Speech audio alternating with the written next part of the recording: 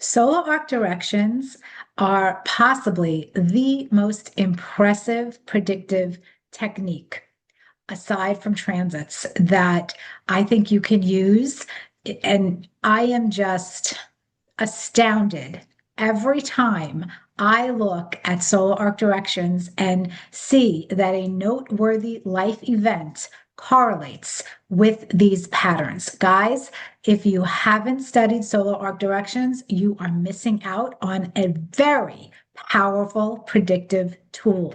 So, in this little presentation, I am going to show you just a little bit about the power of solar arc directions. I am going to briefly describe what they are, put up a chart with examples and a hit list of some powerful solar arc patterns that I experienced when I got married, when I got engaged, and when I got married. So it's going to be a couple of years of a period of time that I'm going to show you because it is a really compelling example that I can use and demonstrate this tool. Before I do that, a big warm welcome for those of you who might be new here. I'm Maria D. Simone, a professional astrologer, and you can find out more about my work over at insightfulastrology.com. If you are not new here and you're subscribed to my channel, welcome back. You know, I love having my astrology family here. It's always great to see you. And I don't know that I've done too many videos on solar arc directions. What's inspiring this particular video now is it is June 25th, and I have open for registration over at insightfulastrology.com at the Insightful Astrology School. Registration is open for the Solar Arc Directions Predictive Astrology Masterclass. This class will begin on Sunday, July 13th, and registration ends on July 8th, but early bird registration is still open for another 3 days, and you can save $55 off of tuition. Just go to insightfulastrology.com, scroll until you see the Solar Arc Direction class description, click on it, and all of the details are there. All of my classes are recorded on Zoom. If you can't attend live, don't worry, you have full access to the recordings. There is a student portal on my website at my school that will have all of your handouts, charts, examples, videos, and also special additional videos that I give you besides our class recordings to really help round out your learning. Now, this is an advanced predictive class, which means in order to register for this class, you must already thoroughly understand how to work with transits and how to work with secondary progressions. Why? Well, solar arc directions, although deceptively simple, and actually, it feels almost too good to be true in its simplicity. You have to understand that they are a form of progression, and you need to understand secondary progressions first before you then add on solar arc directions. Now, transit, secondary progressions, and solar arc directions, for me, this is my perfect trifecta for predictive astrology. And it is my hallmark. This is what I teach my students how to do, how to organize your measurements, how to judge your measurements. And in this predictive masterclass, we spend the first half, the first two sessions, really going deep into learning what solar arc theory is and how to work with it. And then the last two classes is me teaching you how to tie it all together, how to organize measurements for transits, secondary progressions, and solar arc directions together, how to really communicate meaningful predictions to your clients, to other people in your life by using this method. And you are really going to fully understand what I do every day in my client work. I share all of that with my students. So I do hope you decide to join us. Now, in this video, all we're going to do is look at solar arc directions, and I'm going to demonstrate how powerful they are by literally listing and pointing out the active solar arc patterns that were there when I was engaged and then when I got married, which was like a little bit less than 2 years later. So I was engaged in September of 95, and then I got married November 2nd of 97.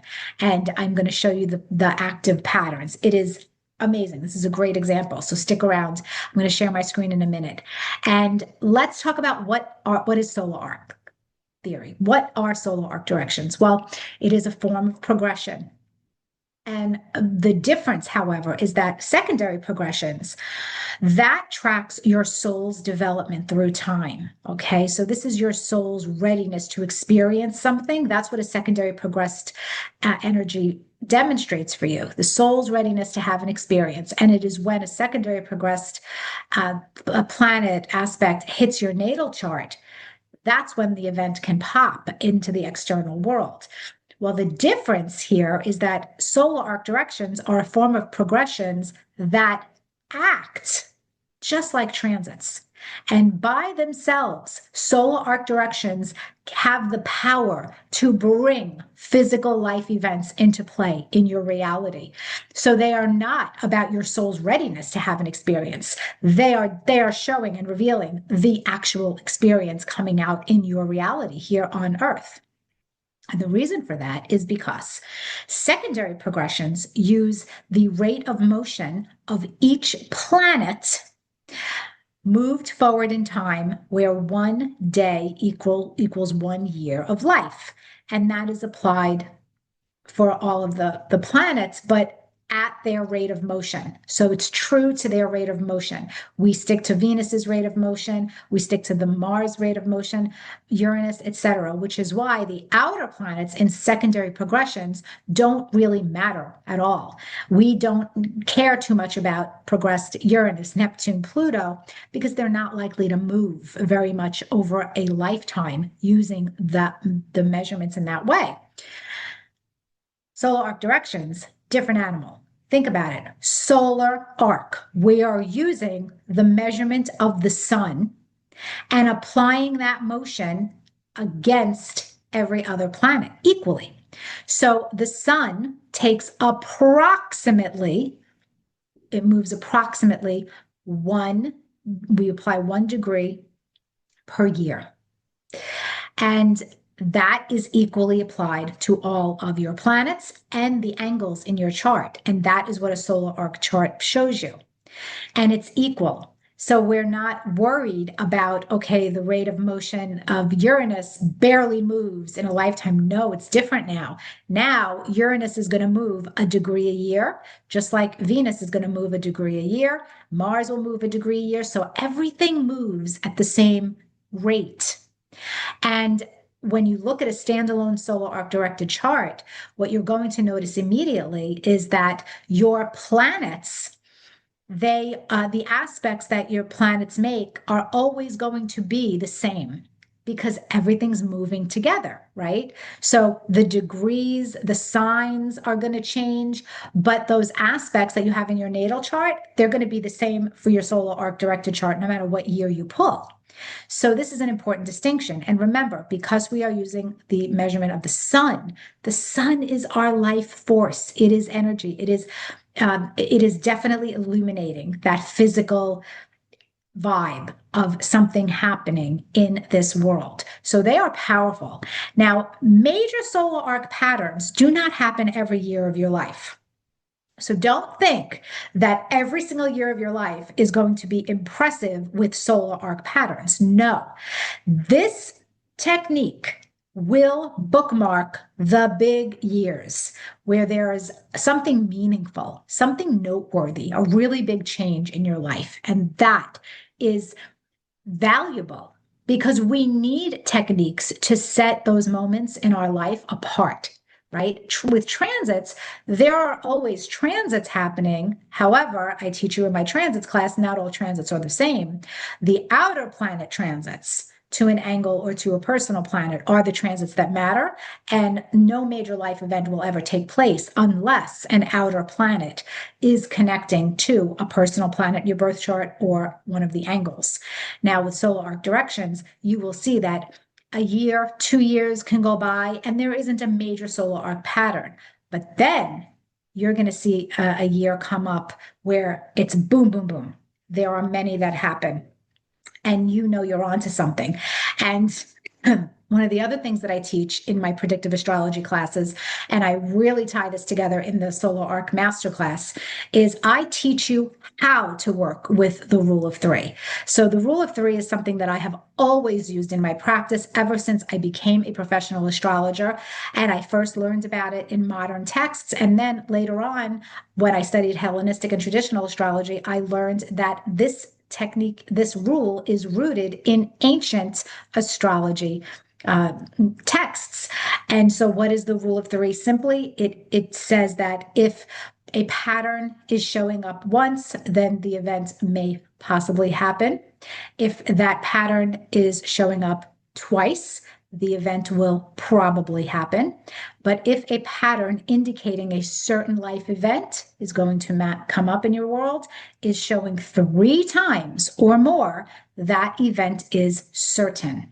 And this is a really reliable way to make sure that you are an accurate and ethical professional astrologer and to keep yourself as accurate and ethical as possible in your predictive analysis. So I am one of the few astrologers in the world who really teach you how to work with this technique. And I teach you how to work with this technique using my perfect trifecta of predictive techniques: transits, progressions, solar arc directions. Now let's get to the examples. I'm going to share my screen, and what I am putting up is a bi-wheel.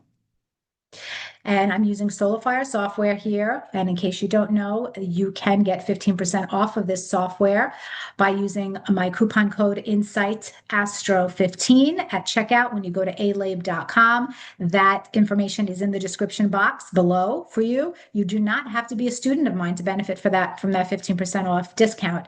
And that makes this software, which is one of the most popular software programs in the world, it makes it really affordable with that 15% discount. So, SolarFire is available for PC, but there is some kind of a driver that you can use if you have a Mac. So you can still use this if you have a Mac. You can email them to find out all the tech support information.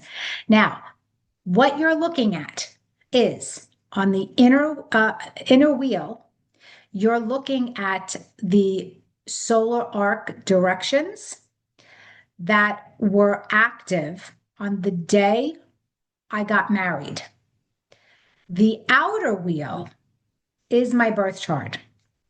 Now, usually I do it the opposite with the bi-wheel, and I'll put the birth chart on the inner wheel and the event on the outer wheel. But for some reason, I already have it prepared this way. So I'm going to leave it alone, because you guys who watch my channel know that if I mess around too much with software on Zoom, you aren't seeing what I want you to see. So I'm going to leave this alone, and I'm going to point out some of the more compelling solar arc directions. So here are some rules with solar arcs. With solar arcs, we are only looking at the hard aspects.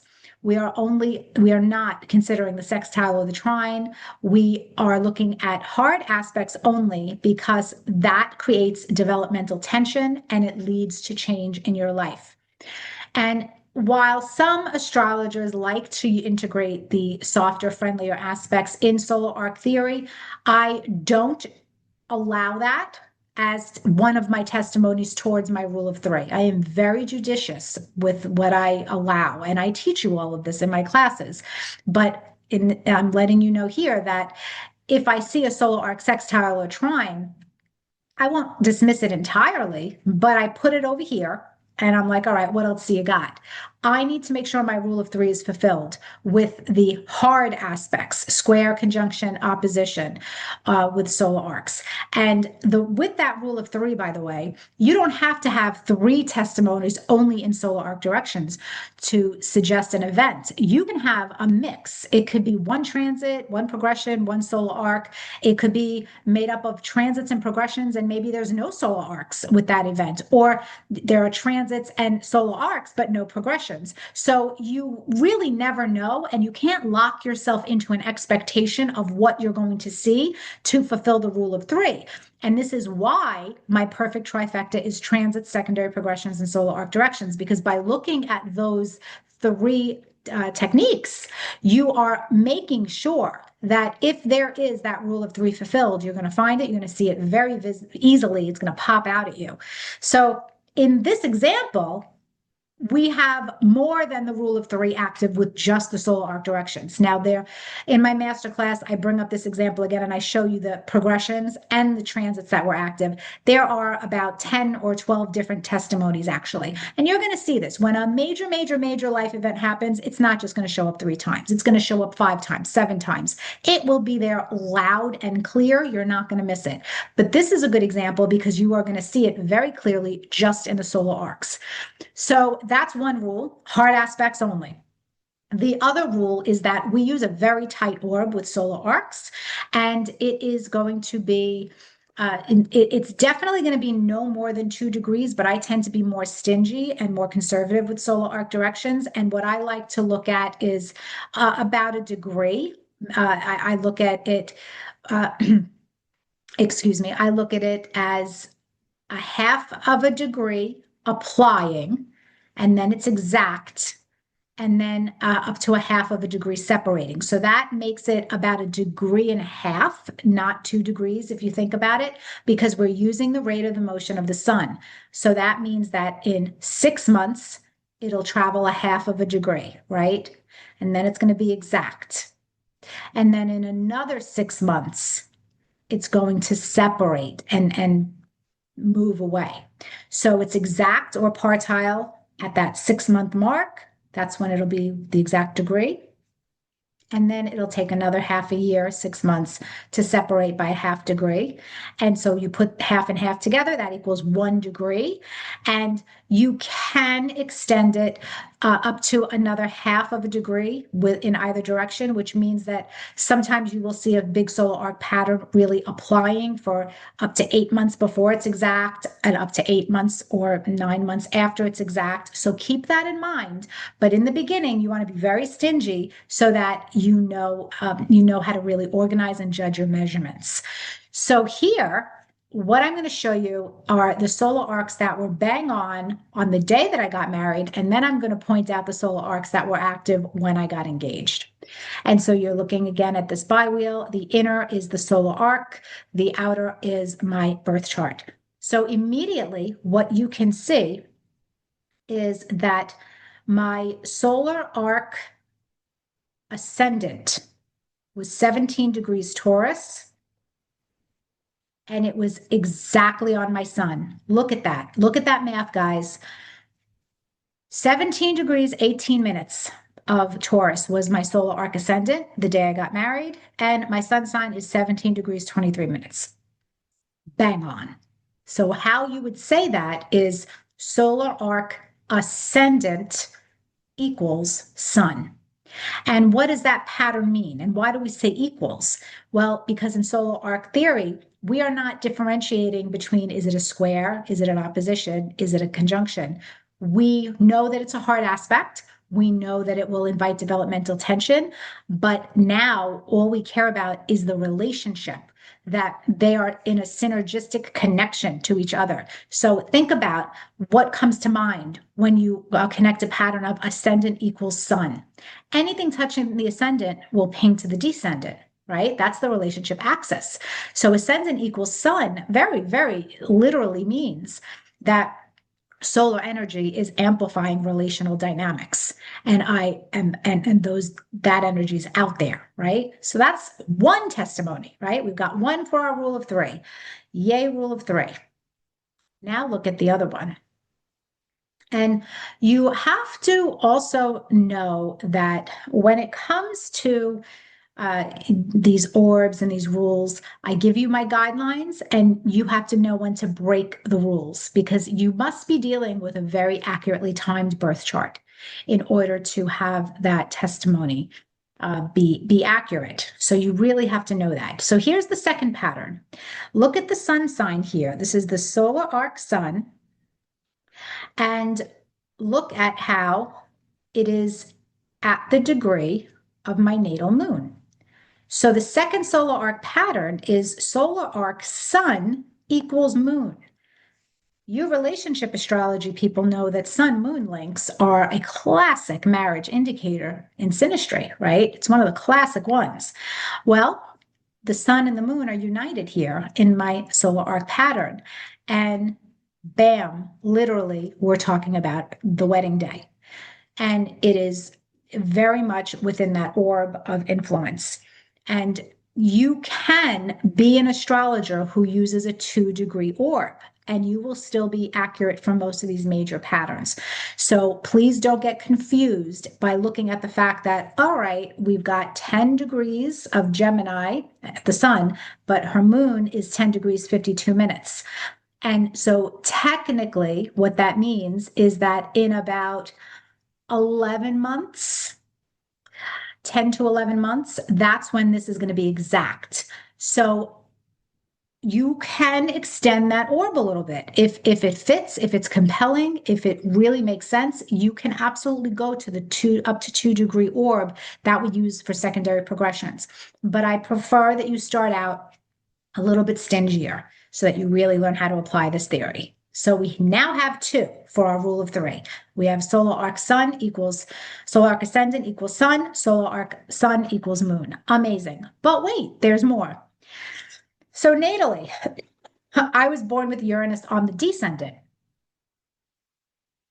My natal Uranus, however, was at 20, just under 25 degrees of Libra, right? This is the natal chart. And remember that everything moves a degree a year in solar arc theory. So on the day that I got married, my Uranus placement moved to 17 degrees Taurus, of Scorpio, rather. It is still going to be conjunct my descendant. Remember, I said your aspects never change in your solar arc chart. So now what we have here is my sun, natal sun, equals Uranus. And this is another exact pattern. Look at the degrees 1723, 1726. And Uranus is on the descendant. And solar arc sun is now placed on my ascendant. And although it's in opposition, we don't care. We say equals. Solar arc sun equals Uranus. So what is that bringing out? The energy of unexpected changes in marriage, relationship dynamics. And in this case, it is a marriage. So look at that, folks. We suddenly have our rule of three fulfilled in a very fascinating and compelling way, just with solar arc directions. But there is more now that I want to show you. I'm going to erase this. That was the wedding day. And I'm going to show you now that when I got engaged, and this, you have to visualize this. When I got engaged, it was 1995, like I said, September 1995. Well, my natal ascendant is 24 degrees, 41 minutes of Aries. Look at the Venus on the day that I got married. It was 26 and a half.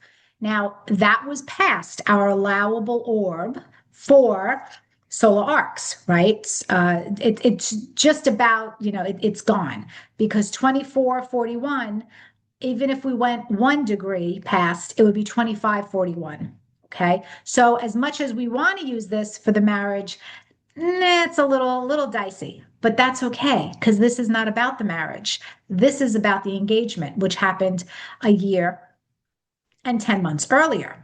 And at that time, solar arc ascendant equaled Venus.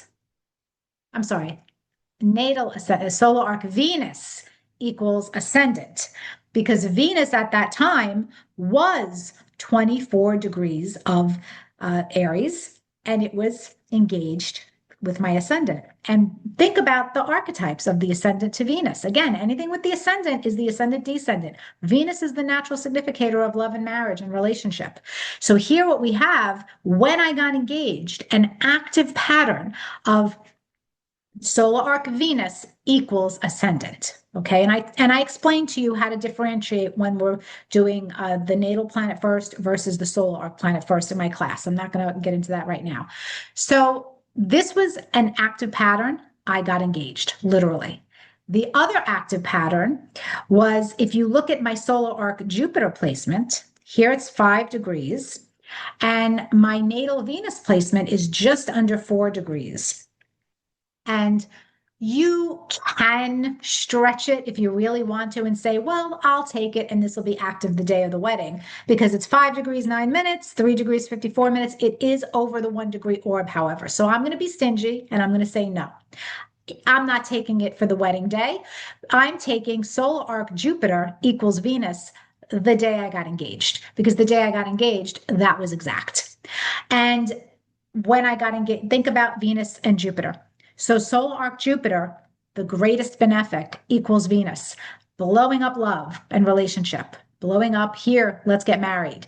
And that is just such two really juicy links uh, when I got engaged. Now, there's one more pattern that I'll just point out quickly. This one's a little bit harder to see. This actually was active on the day that I got married. Look at Saturn, 24 degrees, 27 minutes of Cancer. Okay, so that's a cardinal sign. And let's go back here to my ascendant, 24 degrees, 41 minutes of Aries. So that's a square, right? Solar arc Saturn equals ascendant. And that represents the commitment, getting serious, saying I do. So there were actually four highly active solar arc patterns on the day that I got married. After all of that, then if you wanted to, you can say, well, hey, look at solar arc Mars. It's trine natal Venus. So solar arc Mars equals Venus if you're going to accept a trine. I would never accept that as testimony towards my rule of three. You don't need to. It's going to be in the other testimonies. But it's there and you can see it. And you know what? Mars rules Mars, well, in the solar arc chart, Mars rules the descendant and Venus rules the ascendant. But in my natal chart, because I have Aries rising, Mars is my chart ruler, and then Venus would rule the marriage sector.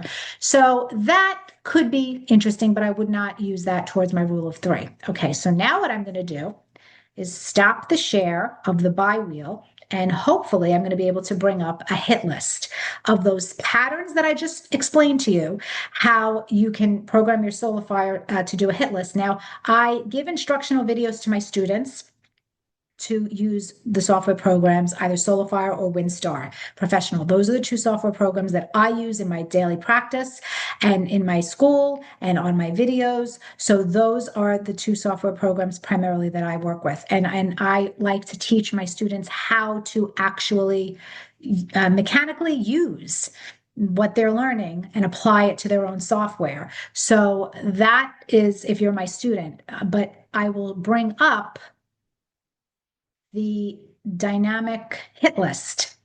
And I'm hoping that you guys can see this, that what you're looking at here is the hit list of the major solar arcs from when I got engaged to when I got married. And I just want to point out not all of them. This isn't actually programmed in exactly the way that I would want it. Actually, I don't. I think I just lost sight of my hit list. Hold on. Sorry, guys. There is my hit list. Okay. So basically, if you can see here, when I got engaged, and I didn't show you this. Yeah, I didn't show you guys this there were more solar arcs for sure. So solar arc Pluto in 1995, solar arc Pluto was equal to my ascendant. And that was the third testimony in solar arc directions for getting engaged. If I remember, I'll go back to the bi-wheel and kind of try to show that to you. But solar arc Pluto moved to 24 degrees, 41 minutes of Libra. And if you remember, my ascendant is 24 degrees, 41 minutes of Aries. So solar arc Pluto equaled ascendant. It was making that opposition. It was equaling. So that's a big transformation in relationship dynamics. And that showed up really strong. It was exact May of 95. I got engaged that September. So that was one really compelling solar arc that was there when I got engaged. Then if we move down here, this is I showed you solar arc Venus equals my ascendant. And what I forgot to mention is because I have natally Uranus on the descendant, solar arc Venus was also equal to Uranus. So there were two, not one, but two patterns. Sorry, this is not as neat as I wish it could be. So solar arc Venus equals ascendant. At the same time, solar arc Venus would have equaled Uranus. And those are both big relationship changing aspects that symbolize the engagement. And the solar arc of Venus to Uranus would have actually also still have been active when I got married because the partile hit was January 26, 1996, and I got married that November. So if you wanted to extend it to that 10 months later, it's absolutely still fits. The Jupiter Venus, that again was an engagement energy. And then so we have solar arc ascendant equals sun, which I spoke to you about, and Uranus equals the sun, right? And so all of that was very active in this, and this is all on the hit list. That's just a different way to look at it. The whole point of this, guys, I hope what I demonstrated to you is that solar arcs are magic. They are really impressive when major life events happen. You're not going to see it every year of your life, but when you have those major life events coming up, the solar arc chart is going to scream. And you're going to want to understand how to identify what it is screaming. Is it screaming a crisis? Is it screaming something really fortunate happening? I teach you all this in the class. It's amazing. And we also look at your past to understand this. So we go back in time, we look at your past. It's great. This is a great class that you could really learn so much about solar arcs and how to work with them. And I hope you decide to join us. And if not, I hope you enjoyed this presentation. Let me know in the comments. Are you familiar with solar arc theory? Is this brand new information to you? Let me know your thoughts on it. I'd love to hear. All right. Thanks for watching. Have a great day. Bye.